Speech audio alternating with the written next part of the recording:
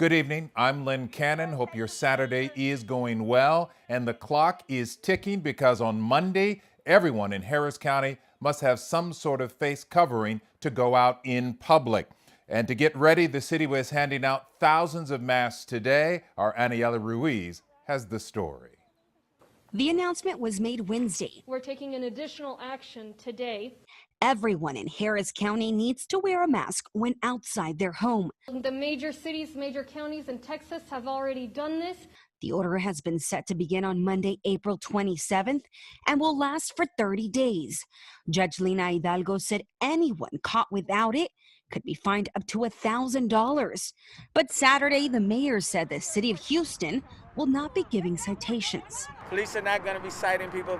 We are going to be distributing masks to people, getting on the bus, light rail, you name it. And Saturday morning, they started doing just that, handing out free masks to residents who need them. 3 sites were open today. She will be distributing anywhere between 4,000 to 6,000 masks at this site.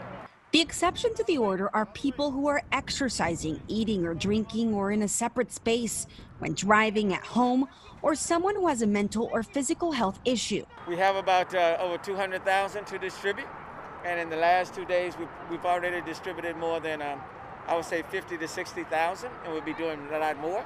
The mayor said they'll continue with the giveaways as long as the donations keep coming in. 1,000 churches who are making 1 million masks, and those are being donated, and they will be given out especially to our seniors, people with underlying medical conditions. If you would like more information on where the next mask giveaway will be, you can head to our website for those details.